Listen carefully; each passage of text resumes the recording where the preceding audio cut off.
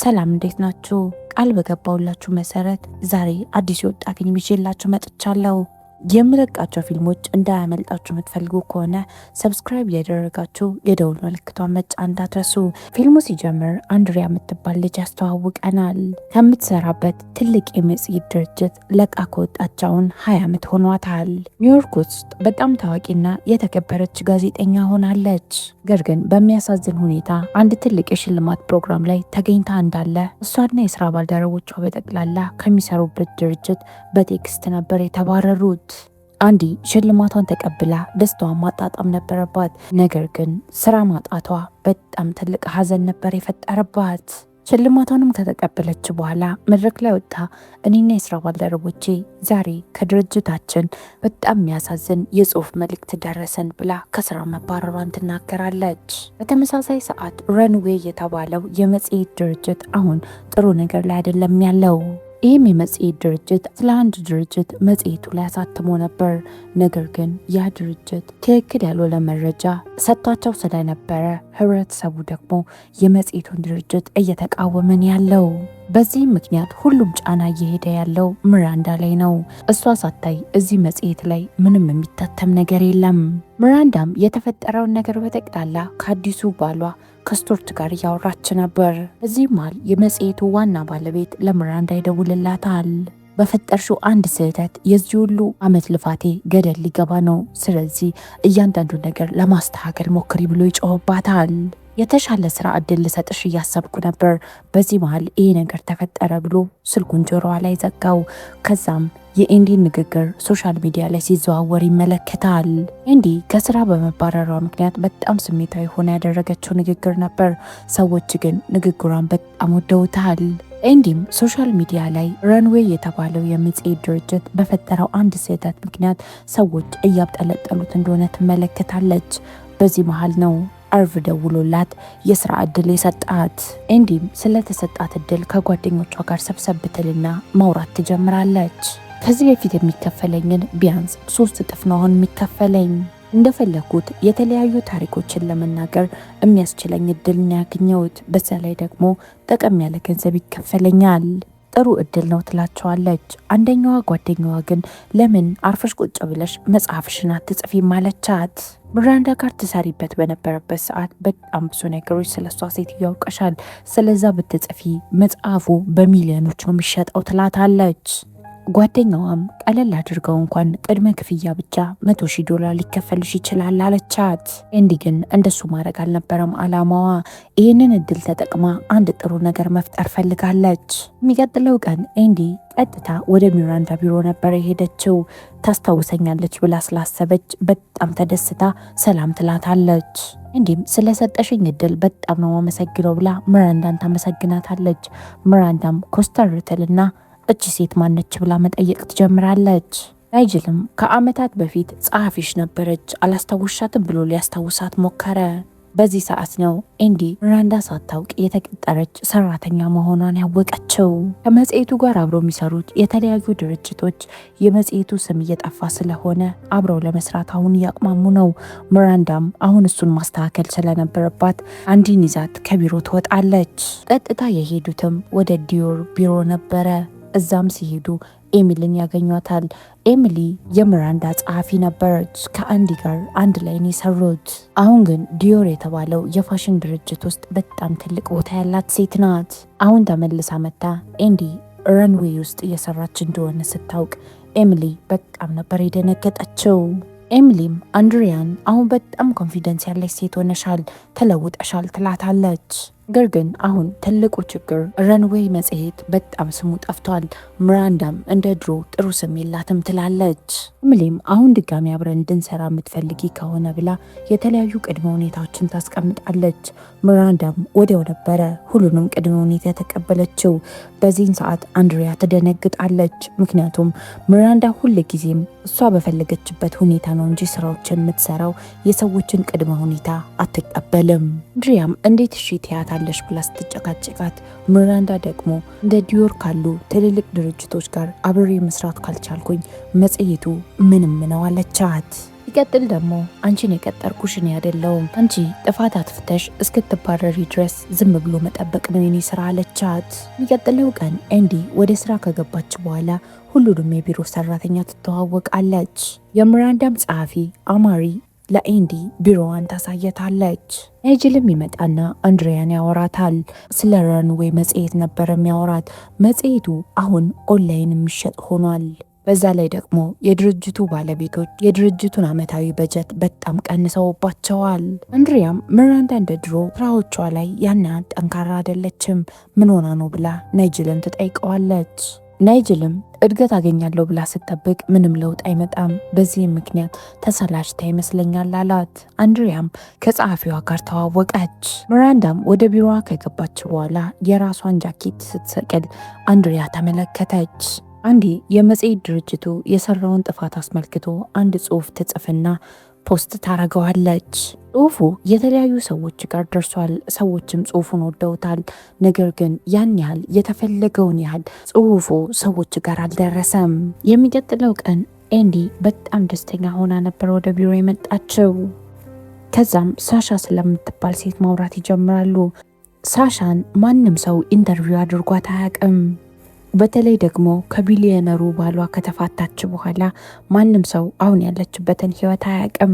ስብሰባ ላይም ኤንዲ ቀጥሎ መስራት ያሰበችውን ነገር ልክ ልትናገር ስትል ሚራንዳ ከዚህ በፊት የጻፍሽውንም ጽሑፍ አልወደድኩትም ብላ ሀሳቧን ትናገራለች። ሰዎች ያንቺን ስራ ወደው ማንበብ ሲጀምሩ ከኔ ጋር ማውራትና ከኔ ጋር ስራ መስራት እንጀምራለን አለቻት። እነዚህም ቃላቶች ኤንዲን በጣም ነበር ያስከፋት። ናይጅልም እንግዲህ ስራውን አንዴ ተቀብለሻል፣ የእሷን ትኩረት የምታገኝበትን አጋጣሚ ፈልጊ አላት። በዚህ ምክንያት ኤንዲ የሚራንዳን ትኩረት ለመሳብ ብላ ሙሉ ለሙሉ ራሷን ስራ ውስጥ ደበቀች። በስራም አጋጣሚ ኤንዲና ኤሚሊ አሁንም በድጋሚ ይገናኛሉ። ኤሚሊም አዲስ ዲዮር የሚከፍተውን ሱቅ ለኤንዲ ታስጎበኛታለች። ኤንዲም ኤሚሊን ትመለከታትና በጣም ነው የኮራውብሽ፣ አሁን ጥሩ ደረጃ ደርሰሻል አለቻት። ኤሚሊም ስለ ህይወቷ ለአንድሪያ መናገር ጀመረች። 2 ልጆች አሉኝ፣ ከባሌ ጋር ተፋትቻለሁ። አንድሪያም ታዲያ ለምንድን ነው ረንዌይን ለቀሽ ወጣሽው ብላ ኤሚሊን ትጠይቃታለች። ኤሚሊም እዛ ቦታ ከቆየው እንደማልለወጥ እርግጠኛ ስለነበርኩ ነው ያንን ስራ ለቅቄ ወጣሁት ትላታለች። አሁን ባለውበት ደረጃ በጣም ደስተኛ ነኝ ትላለች። አሁን ሁሉም ሰዎች ብራንድ የሆኑ ነገሮች ነው የሚጠቀሙት፣ ምክንያቱም ማንነቴን ይገልጽልኛል ብለው ስለሚያስቡ። ሚራንዳም ወደ አንድሪያ ቢሮ ትመጣና አለቃችን ምንም ደስተኛ አይደለም፣ ምክንያቱም እየጻፍሻቸው ያሉት ጽሑፎች ሰዎች ጋር ያን ያህል ተደራሽነት የላቸውም አለቻት። አንድሪያም ከሚራንዳ ወቀሳ መስማት ስለሰለቻት ሳሻን ኢንተርቪው ላረጋት ነው ብላ ካፏ አምልጧት ትናገራለች። ሚራንዳም ሳሻን ማግኘትና ኢንተርቪው ማድረግ በጣም ስለምፈልግ ትኩረቷን ይስባትና መች ነው የምታገኛት ብላ ጠየቀቻት። አንድሪያም አዎ ሁሉንም ነገር ጨራርሻለሁ፣ ቀኑን ስወስን እነግርሻለሁ አለቻት። በሚያዝናና ሁኔታ አንድሪያ ሳሻን እንዴት አድርጋ ማግኘት እንዳለባት እንኳን አታውቅም። ከዛም የሳሻ ፎቶዎችን እየተመለከተች እያለ ባክግራውንዷ ላይ በተደጋጋሚ አብራው የተነሳቸውን ስዕል አየች። አንዲም ፎቶውን ወስዳ ለጓደኛዋ ለሊሊ ስታሳያት ሊሊም ይህንን ስዕል ማን እንደሳለው አውቃለሁ ብላ ጠቆመቻት። እንዲህ እያለች አንድሪያ የሳሻን ስልክ ቁጥር አገኘች። አንድሪያ በየቀኑ ነበረ ለሳሻ የድምፅ መልእክት የምታስቀምጥላት። ሳሻን አውቃታለሁ ወይም ከሷ ጋር አብሬ ሰርቻለሁ ያለውን ሰው በጠቅላላ እየደወለች ማስቸገር ጀመረች። እባካችሁ ከሳሻ ጋር አገናኙኝ እያለች። አንድሪያ የምትኖርበት አፓርትመንት በጣም ጠባብ ስለነበር ጓደኛዋ ሊሊ ሰፋ ያለ አፓርትመንት ልታሳያት ይዛት ትሄዳለች። አንድሪያ አፓርትመንት ውስጥ የተዋወቀችውን ሰውዬ ታናግረዋለች። አይገርምም? እንደዚህ የሚያማምሩ የድሮ ህንፃዎችን እየሰባበሩ ዘመናዊ የመኖሪያ ቤት የሚያደርጉ ሰዎች በጣም ነው የሚያናድዱኝ አለችው። የሚገርመው ነገር ይህንን አፓርትመንት ይሄ ሰው ነበረ እንደ አዲስ ያደሰው። ሊሊም ሁለቱ ሲያወሩ ስትመለከት ዞር ትላለች። በዚህ መሃል የጽሁፍ መልእክት አንድሪያ ይደርሳታል። የጽሁፍ መልእክቱንም ካየች በኋላ አንድሪያ በጣም ተደስታ አፓርትመንቱን ለቃ ወጣች። ሊሊም በማዕከላችሁ ጥሩ ነገር አለ ብላ የሰውየውን ስልክ ቁጥር ትቀበለዋለች። አንድሪያም እየሮጠች ወደ ሚራንዳ ቢሮ ስትሄድ ሚራንዳ ቢሮዋ ውስጥ አልነበረችም። አንድሪያም ሚራንዳን ፈልጋት ያለችበት ድረስ ትሄድና ሳሻ ኢንተርቪው ለመደረግ እሺ ብላለች ብላ ደስ የሚል ዜና ነገረቻት። ከዛም አንድ ላይ ይሄዱና ሚራንዳ ሳሻን ኢንተርቪው ታረጋታለች። ሳሻም ከቅርብ ጊዜ ወዲህ የምትጽፉት ጽሁፎች በጣም ቀልቤን እየገዙት ነው እና በጣም ወድጀዋለሁ ብላ ጽሁፎቹን ማድነቅ ጀመረች። ሳሻ የትኛውም ሚዲያ ላይ ያልተናገረችውን አንድ ነገርም ነገረቻቸው። ቀለበት አስራለች። ለሁለተኛ ጊዜ ልታገባ ነው። አንድሪያም ሳሻ ላይ ተንተርሳ በጣም የሚያምር ጽሁፍ ጻፈች። እናም ሚራንዳ ትወደዋለች አትወደውም የሚለው ነገር በጣም አስጨንቋታል። ሚራንዳም ጽሁፉን ካነበበችው በኋላ ስለወደደችው ጽሁፉን ፖስት እንድታረገው ነገረቻት። አንድሪያም በጣም ነበር የተደሰተችው። ከዛም በድጋሚ የሪል ስቴቱን ባለቤት ፒተርን ትሄድና ታገኘዋለች። ፒተርና አንድሪያም አንድ ላይ እራት ይበላሉ። ፒተርም የአንድሪያን ጽሁፎች እንዳነበቡ ይነግራታል። እሷም በጣም ነበር የተገረመችው። አሁን እየሰራው ያለሁት ረኒዌ ውስጥ ነው። እናም ቢያንስ የሆነ ነገር ለመለወጥ እፈልጋለሁ አለችው። መጽሐፍም እፈልጋለሁ። ጓደኞቼ ስለ አንዲት ሴት መጥፎ ገጽታዋን የሚያሳይ መጽሐፍ እንድጽፍ ይፈልጋሉ። እኔ ግን የዚችን ሴት ጥሩና ጠንካራ ጎኗን ነበር መጽሐፍ የምፈልገው አለችው። የሚቀጥለው ቀን ኤንዲ የመጽሐፍ ኤዲተር ይደውልላትና የጻፈችውን መጽሐፍ ሊገዛ እንደሚፈልግ ነገራት። እሷም የጻፈችውን ጥቂት ፔጆች ላከችለት። ሚራንዳ ቤቷ ውስጥ ያዘጋጀችው ጋዘሪንግ ስለነበር እዛ ላይ እንድትገኝ አንድሪያን ጋበዘቻት። አንድሪያም ናይጅል እንዲረዳት ጠየቀችው። ለዚህ ፕሮግራም ያዘጋጀውትም ሆነ የምለብሰው ምንም ልብስ የለኝም፣ ስለዚህ ልብስ ስጠኝ አለችው። ናይጅልም ለእሷ የሚሆን ልብስ መምረጥ ይጀምራል። እሷም በዚህ መሃል አንድ በጣም የሚያምር ልብስ ትመለከታለች። የፕሮግራሙ ቀን የሚደርስና አንድሪያ ወደ ሚራንዳ ቤት ትሄዳለች። ሚራንዳም አንድሪያን በጣም ከብዙ ሰዎች ጋር አስተዋወቀቻት። አንዲ የጻፈችው ጽሁፋውን ቫይራል ወጥቷል። በጣም ብዙ ሰው እያደነቃት ነው ያለው። ምግብ እየበላችም እያለ አንድሪያ ተበድራ ያመጣችው ልብስ ላይ ምግብ ታንጠባጥባለች። ከዛም ልብሱን ለማጠብ ፈጠን ብላ ወደ ውስጥ ገባች። በዚህ መሃል ሚራንዳም አንድሪያን ተከትላት ወደ ቤት ትመጣለች እና ድርጅቱ የሚያዘጋጀው አንድ ትልቅ ፓርቲ አለ። እዚህ ፓርቲ ላይ ተለቅ ያለ የስራ ድርሻ ፕሮሞሽን ይሰጠኛል አለቻት። ፕሮሞሽንም የሚሰጣት ከሆነ በጀት የምትበጅተው ራሷ ትሆናለች። አንድሪያም በጣም ነበር የተደሰተችው። ሚራንዳም አንድሪያን አንድ ቀን ትልቅ ነገር እንደምታደርጊ በጣም እርግጠኛ ነበርኩ አለቻት። ሚራንዳ አንድሪያን የረሳቻት ታስመስል እንጂ አልረሳቻትም ነበር። አንድሪያም ሚራንዳ ስላልረሳቻት በጣም የተደሰተችው። አንድሪያ አዲስ ወደ ገዛችው አፓርትመንት እየገባች ነው።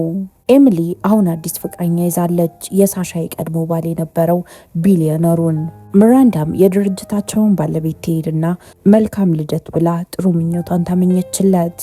አንድሪያም በአንተና በሚራንዳ መሃል ያ ነገር ከተፈጠረ በኋላ ሁሉንም ነገር ትተ ቀጥ ብለ እዚሁ መስራት በጣም ያስገረመኝ አለችው። ከ20 ዓመት በፊት ሚራንዳ የራሷን የስራ ፖዚሽን ለማስጠበቅ ብላ ለናይጅል የተዘጋጀለትን የስራ ፖዚሽን ለሌላ ሰው ሰጥታ ነበር። ናይጅልም አንቺ ከ20 ዓመት በፊት የተፈጠረውን ብቻ ነው የምታውቂው፣ ከዛ በኋላ ስንቴ እንደተፈጠረ ብታውቂ ይላታል። ነገር ግን እንደዛም ሆኖ ይኸው አሁንም አጠገቧ ነኝ ያለሁት። አንድሪያም አሁን ግን ጊዜው ይመስለኛል የምትፈልገውን ነገር በግልጽ ለሚራንዳ መናገር አለብህ አለችው።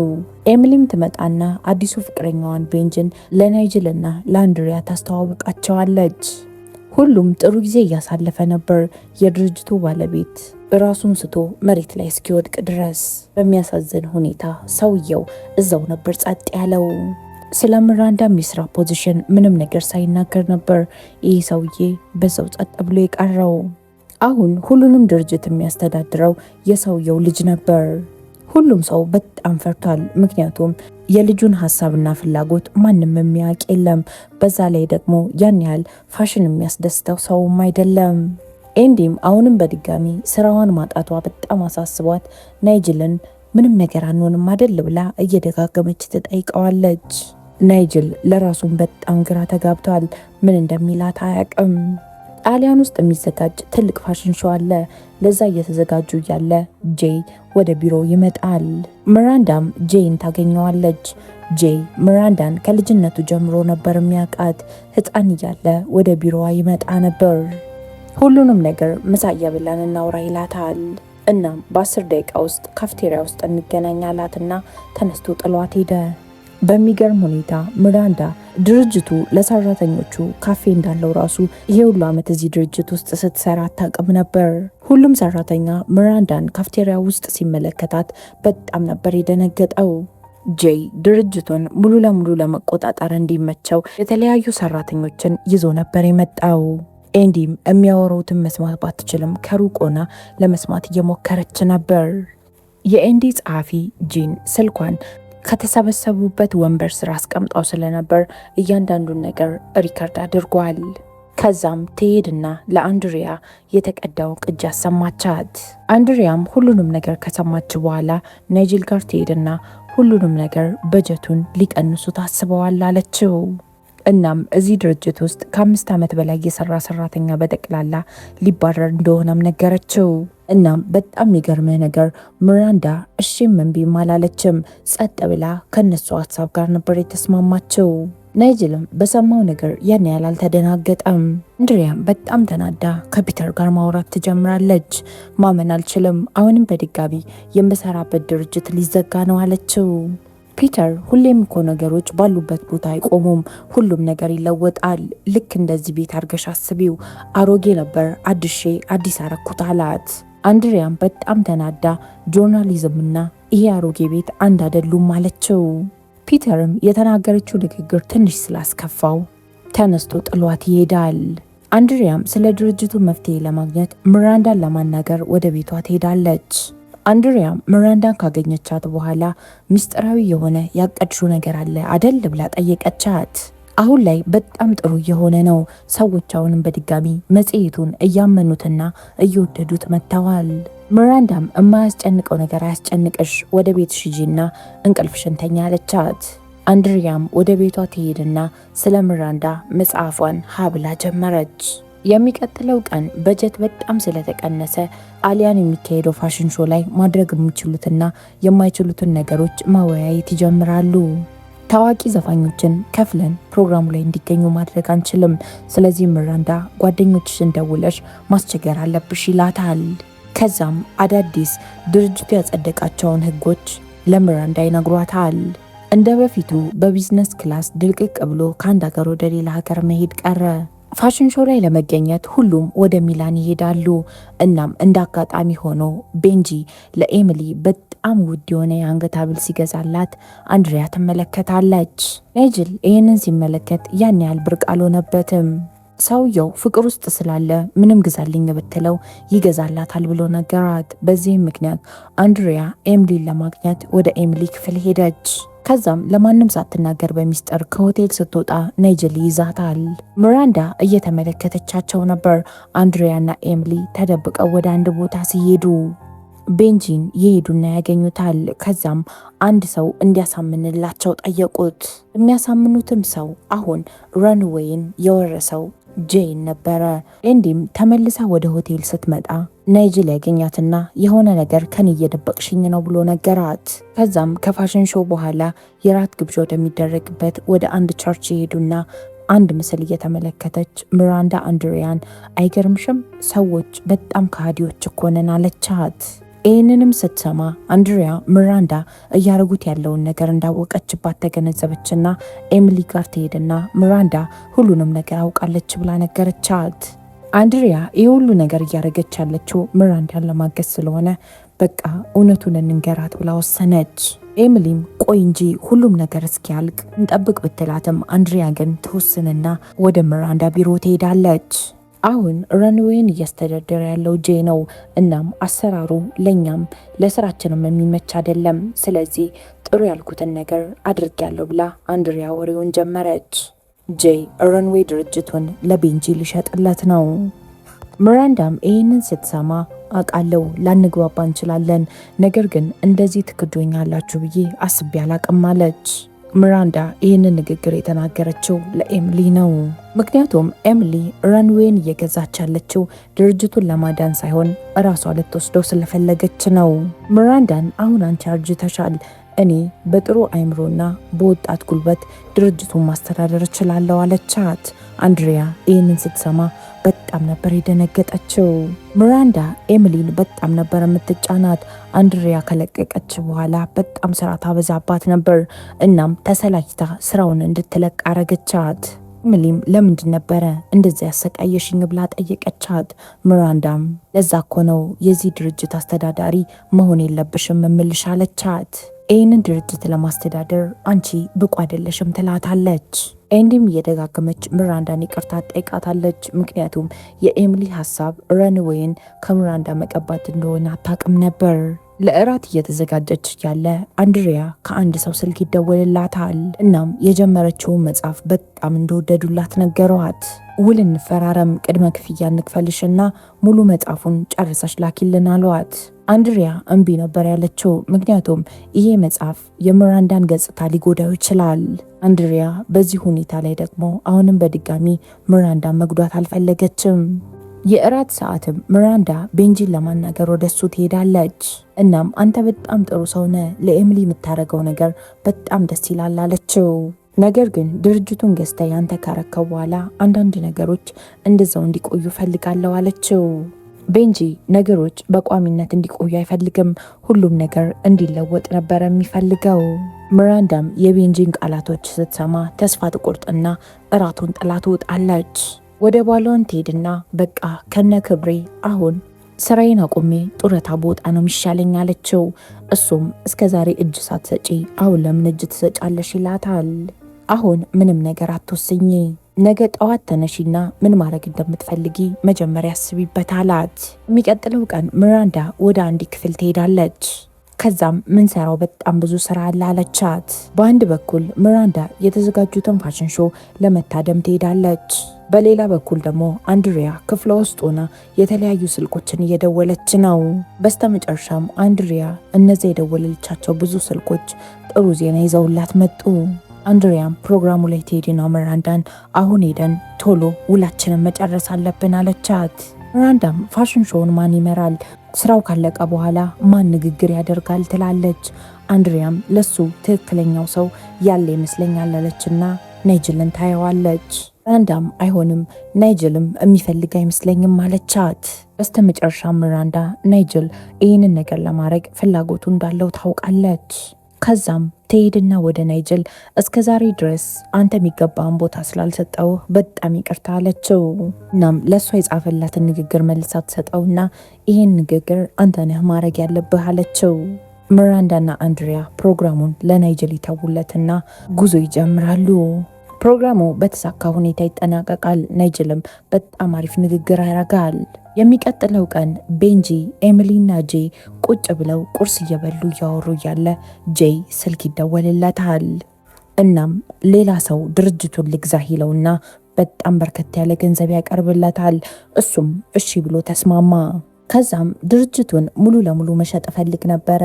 እናም ድርጅቱን ሙሉ ለሙሉ የሚገዛኝ ሰው አግኝቻለሁ፣ ረንዌይ የመጽሔት ድርጅቱን ብቻ ሳይሆን፣ ስለዚህ በጣም ይቅርታ ሁሉም ነገር ተሸጧል አላቸው።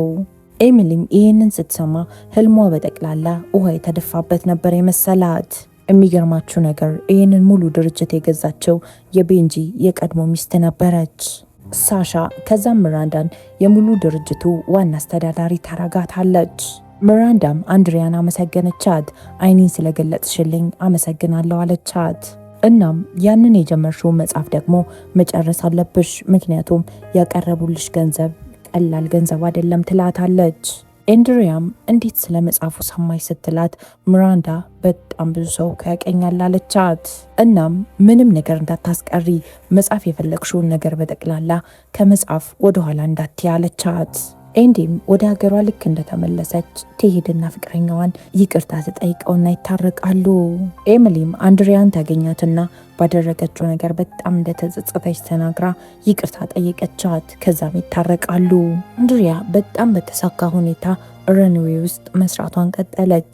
የዚህ ፊልም ታሪክ እዚህ ላይ ያበቃል። ይህንን ፊልም የወደዳችሁት ክፍል 1 ነው ወይስ ክፍል 2? ኮመንት ላይ ሀሳባችሁን አስቀምጡልኝ። እስካሁን አብራችሁኝ ስለቆያችሁ በጣም ነው ማመሰግነው።